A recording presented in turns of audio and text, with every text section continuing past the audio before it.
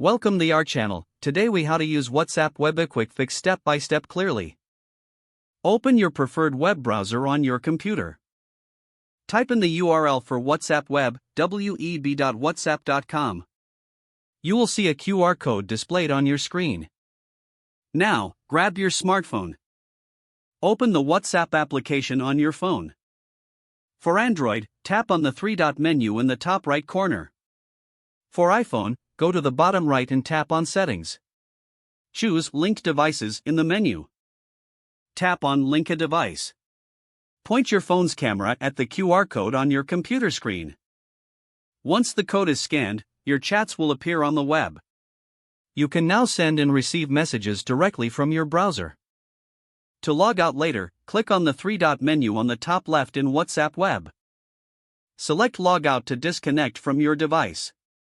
If your computer is shared, make sure to log out for privacy. WhatsApp Web is now ready for your use. Enjoy chatting with your friends from the comfort of your computer. If the page does not load, refresh the browser or try again in a private or incognito window. Make sure you are using the correct email address, then retype it carefully to avoid small typos. If your password is not accepted, use the reset option and create a new strong password you can remember. Check your spam folder for verification or security emails, then complete any requested confirmation steps. Enable two-factor authentication if available to improve account security and reduce unauthorized access risk. After signing in, review your profile details so your contact information and settings are accurate and current. If you see an error message, note it down and try again after restarting your device and internet. Log out when you finish, especially on shared devices, to keep your account and payment information secure.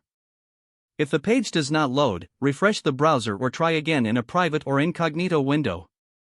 Make sure you are using the correct email address, then retype it carefully to avoid small typos. If your password is not accepted, use the reset option and create a new strong password you can remember.